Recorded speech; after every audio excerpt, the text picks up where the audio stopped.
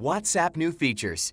In today's video, we will uncover a hidden and powerful feature in WhatsApp that many users might not be aware of. Some are already utilizing these features, but many are missing out.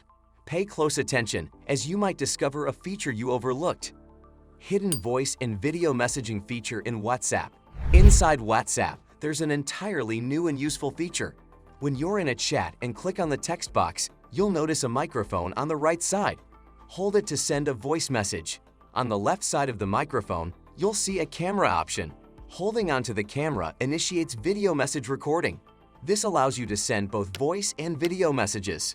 Hold as long as you want to record, then send it. This hidden feature is available on both Android and Apple devices. If you can't find it, make sure to update your WhatsApp. Exporting chats in WhatsApp. Many WhatsApp users take numerous screenshots to save important conversations. However, WhatsApp has a hidden feature for this.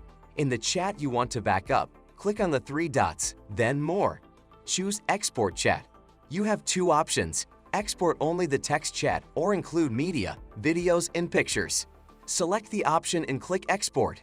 This creates a single folder/file that you can share or view later. It's especially useful for business or sharing specific conversations. Creating chat shortcuts on WhatsApp. Another interesting feature in WhatsApp allows you to hide chats. Click on the three dots in a chat, then More. You'll find the Add Shortcut option. Click on it, and a shortcut to that person's chat will be added to your desktop. Now, you don't need to navigate inside WhatsApp to find that chat. Just click the shortcut. You can create shortcuts for 2, 5, 10, or however many people you want. It's a convenient and easy-to-use feature. Editing messages in WhatsApp.